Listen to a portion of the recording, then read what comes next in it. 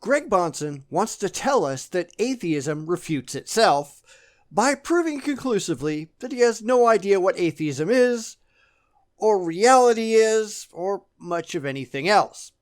Can't say I'm surprised.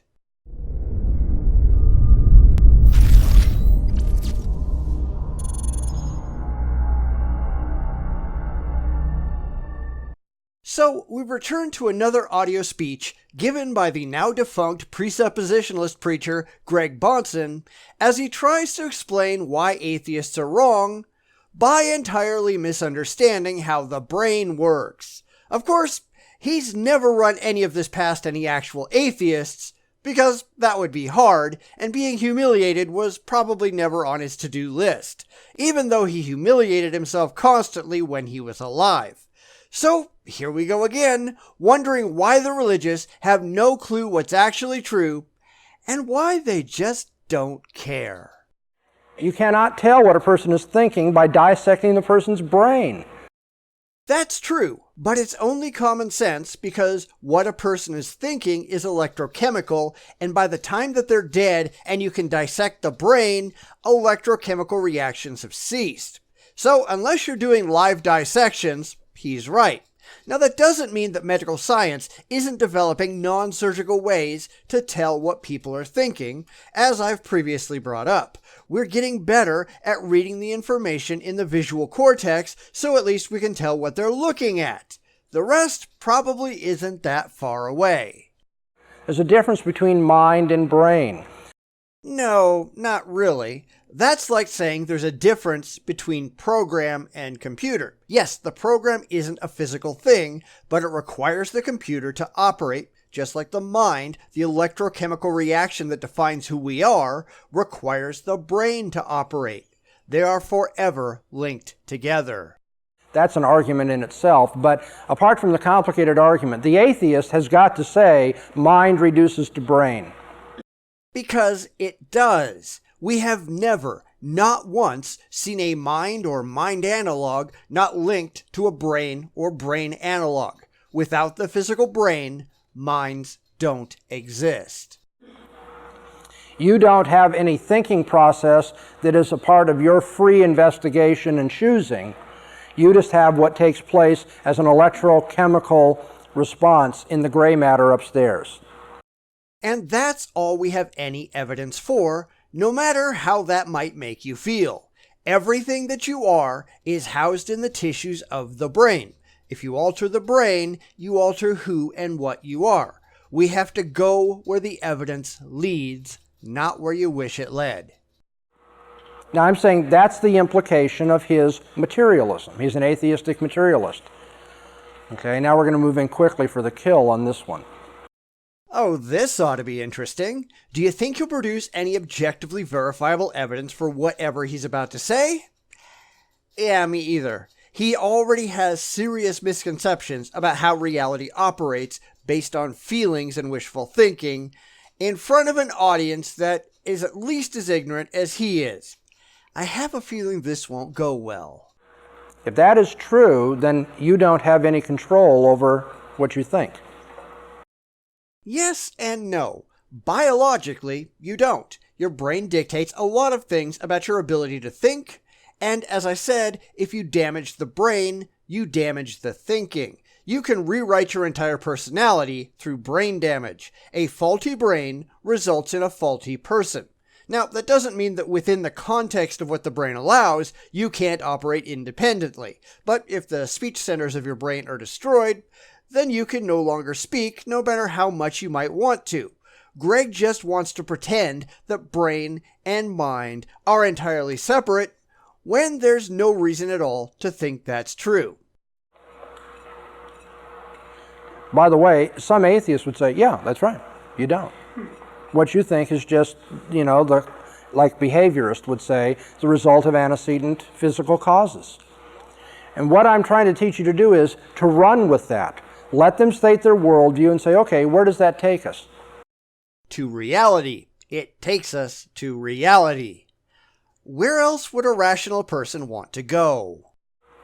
If it is true There is no mind, and everything I think is reduced to electrical, chemical responses in the gray matter upstairs here. Then what I think, I didn't choose to think, and I couldn't prove what I'm thinking to be true. Not conclusively, no. But you can compare your thoughts to external perception and to the perception of other people and see how well they match up. It's about as close as we can get, like it or not. But this is really just an appeal to emotion. He and his ilk don't like the idea, therefore it can't be true. This is the fallacious argument from personal incredulity. No surprise that his apologetics are based on fallacy. Because I can't help electrical chemical responses that take place in my brain. No, you can't, but you also can't help gravity. That doesn't mean that if you want to walk over there, you can't do it, assuming all bodily functions are working properly. We are all part of and bound by the laws of physical reality. Our bodies operate in accordance with the laws the universe functions under. Your happiness with the idea is irrelevant. Now, I know some of you are getting ready to fall asleep. You want to go to dinner. Do you understand why we just savaged the atheist again? See, I said it nicely. I didn't get loud and yell. But what I just said is, if what you say is true, you have no reason for believing it to be true. We have every reason to believe that it's true because what you said is nonsensical. It's a complete straw man. We may not understand exactly how it all works, but based on the evidence we do have, not the emotional reactions like you people have, but the actual evidence, it functions just fine. But this is what happens when you work on feelings, not facts, in front of an audience of fools, not skeptics. Your worldview undermines any confidence you could possibly have in your own worldview. Then it's a good thing atheism isn't a worldview, isn't it? Because on your worldview, all of your talking about atheism is just the result of electrical chemical responses in your brain. Yes, it is. And sorry to say, so is yours. I don't care what you believe is true. It only matters what is demonstrably true in reality. And that, I think, is where the religious in particular go so utterly wrong. Just because you believe a thing is true doesn't mean a thing unless that belief is actually true. And how do we determine the truth of a proposition? Through evidence, reason, and logic. It's kind of like furries. I don't care if you really believe that you're a 20-foot-long anthropomorphic red dragon. The fact is, you're just a pathetic loser living in your mother's basement. Your fantasies do not translate to reality unless they're demonstrably real. Saying, "I believe I'm a little teapot," doesn't make you a little teapot. It makes you delusional. For all we know, the machinery upstairs in your head went wacko. I think it's a lot more likely when it comes to you. After all, the definition of delusion is an idiosyncratic belief or impression that is firmly maintained despite being contradicted by what is generally accepted as reality or rational argument, typically a symptom of mental disorder. So yes, maybe your machinery went wacko and you're convinced everyone else is out to get you. Sounds like religion to me. And we're not going to hold you accountable. You couldn't help it. In fact, no one can help what they think and what they say and what they do. Because there's no mind and there's no freedom about it. It's not as though you looked at all the options, you saw what you consider to be true and chose it. Your brain just kind of cranked out the things that it does and sent the stimulus down to your tongue and, made you say the words that you did. Which, of course, is not how any of it works. But when you're preaching to the ignorant, you can say anything you want, and they'll lap it up, because that's why they paid their entry fee to hear you speak. They are already predisposed to believe what you have to say, so you don't actually have to make any rational sense, you just have to flap your lips and pretend. They won't know any better anyhow. So if atheism is true, what I'm getting at is, if atheism is true, there could be no reason to believe atheism to be true. Atheism isn't true because there's no truth claim to atheism. Atheism is the rejection of claims made by the religious for lack of evidence. It is rejecting your beliefs for cause. That's it. That's all atheism is or has ever been. If religion vanished tomorrow, so too would atheism, because atheism has no independent existence outside of rejecting the dominant cultural delusion. But why would you expect the religious to know anything about reality, right? Because if atheism is true, I have no mind, my brain just does what it does, and his does what his does. Again, not supported by any evidence of any kind whatsoever. In fact, here's a great comeback to an atheist. You know, he says, well, there's no mind, it's just brain. You say, well, it doesn't do any good for you to try to convince me then, because my brain just says what it says, and your brain just says what it says. There's no argument. If you are right, Mr. Atheist, we don't even need to debate this anymore. Because after all, there are no laws of logic, there are no laws of science, and we don't even have minds with which to debate. This guy's dead 3 times over, philosophically. Says the guy who has no idea how reality actually functions. So, when in doubt, make it up. It's all the religious have to do, because they don't really care about the facts, and certainly have no interest in verifying the claims that they make.